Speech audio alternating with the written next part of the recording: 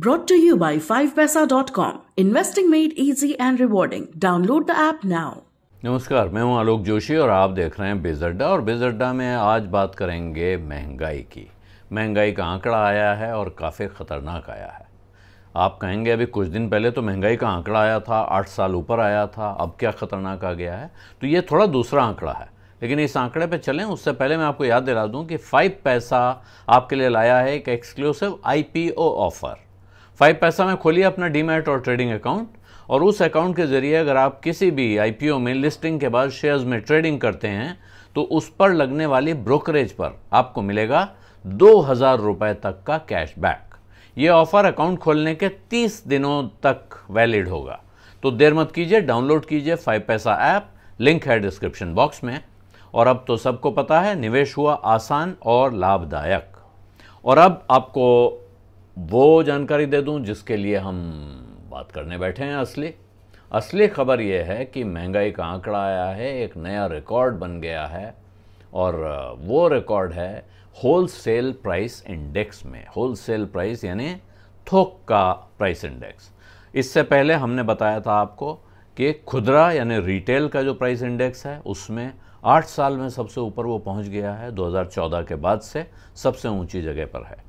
लेकिन अब ये आया है 15.1% अप्रैल में आया है होलसेल प्राइस इंडेक्स, और ये लगातार 13वां महीना है, यानी 1 साल से 1 महीना ज़्यादा जब ये डबल डिजिट में है, यानी 10% से ऊपर की रफ्तार से महंगाई बढ़ रही है।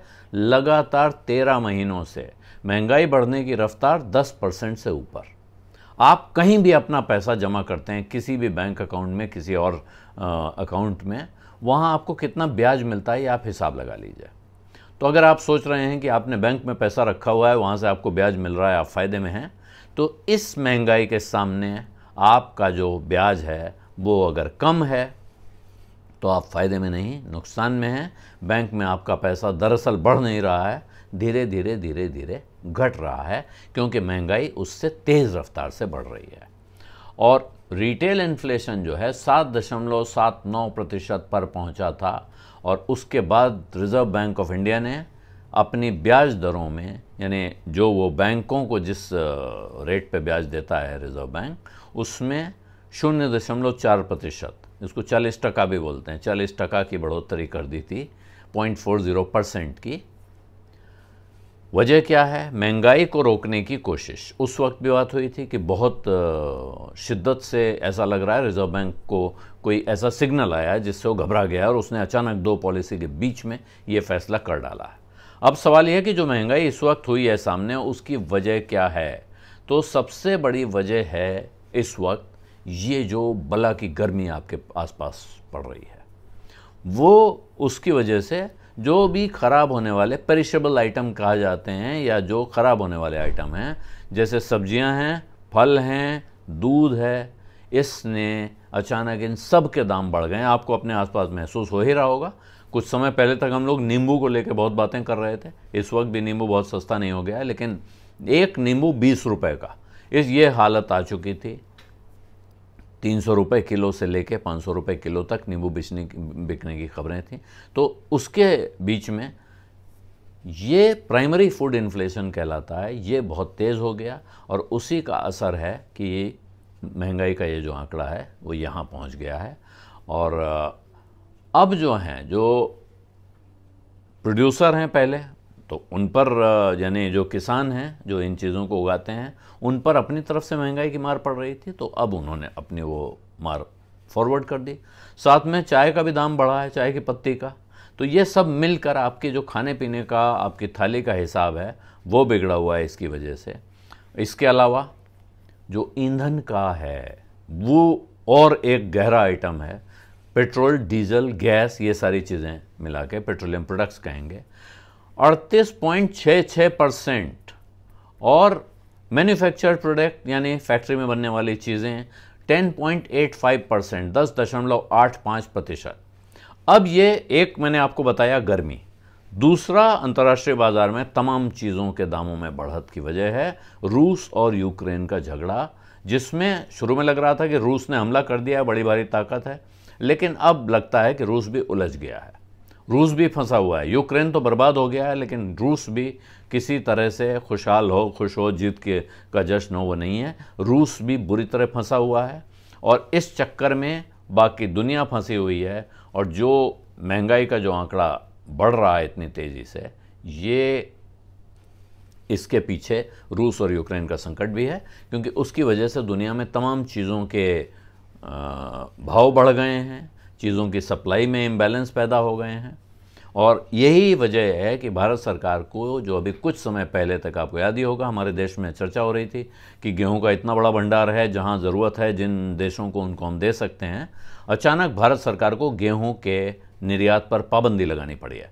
हालांकि अभी फिर सरकार ने सफाई दी है आज ही कि जो कॉन्ट्रैक्ट्स हो चुके हैं का अर्थ ये नहीं कि मैंने और आपने कॉन्ट्रैक्ट साइन कर लिया है, खरीदार और बिकवाल ने।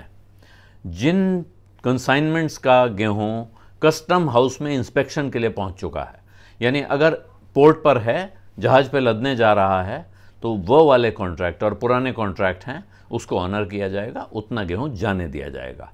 हालांकि बहुत से लोगों का कहना है कि इससे तो ज़्यादा बड़ा भंडार निकल ही गया देश से, लेकिन फिर भी। और भारत ने गेहूं का निर्यात रोक दिया है। इस खबर से पूरी दुनिया के बाज़ार में गेहूं का दाम बढ़ गया है, और ये जो दाम वहाँ बढ़ा है हमारी वजह से, अब इसका असर घूमकर यहाँ आना भी तय है। क्रूड का दाम, कच्चे तेल का दाम $114 पर बैरल पे पहुंच चुका है। वो एक संकट है। जो अभी हमने फ्यूल का जिक्र किया, इसका अर्थ है कि कच्चे तेल के मोर्चे पर निजात मिलने वाली नहीं है, और निजात मिलने वाली नहीं है, इसमें कोड़ में खाज का काम कर रहा है डॉलर का रेट। डॉलर ने आज फिर एक नया रिकॉर्ड बनाया है 77 रुपये के ऊपर जाकर। तो वो डॉलर क्यों महंगा हो रहा है? क्योंकि भारत से विदेशी मुद्रा शेयर बाज़ार से निकल रही है, जिसका असर ये होता है कि डॉलर की मांग आती है और रुपए देकर डॉलर लिए जाते हैं, तब डॉलर बाहर जाते हैं। यानी डॉलर का जो भंडार है रिजर्व बैंक के पास, वो भी कम हो रहा है। तो वो एक परेशानी है। इस सारी परिस्थिति में मिलाकर अब डर ये लग रहा है कि रिजर्व बैंक एक बार फिर अब रेट बढ़ा सकता है, CRR बढ़ाए, वो अपना रेपो रेट बढ़ाए, जो भी करे, उस तरफ से अब दबाव आने के पूरे आसार दिखते हैं। यानी महंगाई के मोर्चे पर निजात मिलने की, महंगाई के मोर्चे पर राहत मिलने के कोई आसार फिलहाल दिखाई नहीं पड़ रहे हैं चारों तरफ से। ये जो थोक का आंकड़ा आया है, ये इसलिए भी और डराने वाला है क्योंकि यही थोक का माल, थोक का व्यापारी जो खरीदता है, उसको ये महंगा पड़ रहा है। इसका अर्थ है कि कल जब वो बेचेगा, या इस समय जो वो बेच रहा है वो भी वो महंगा बेच रहा है। यानी इस महीने का थोक का आंकड़ा अगले महीने का रिटेल का आंकड़ा समझ लीजिए कि ये महंगाई वहाँ ट्रांसफ़र होती है।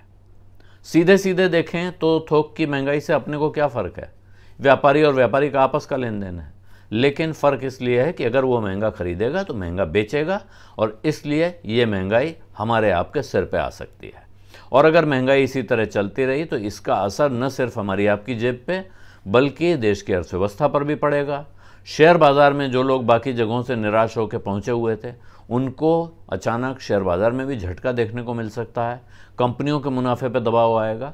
तो बहुत चिंता की और बहुत बुरी खबर है महंगाई के मोर्चे पर इस तरह की जो स्थिति पैदा हो गई है।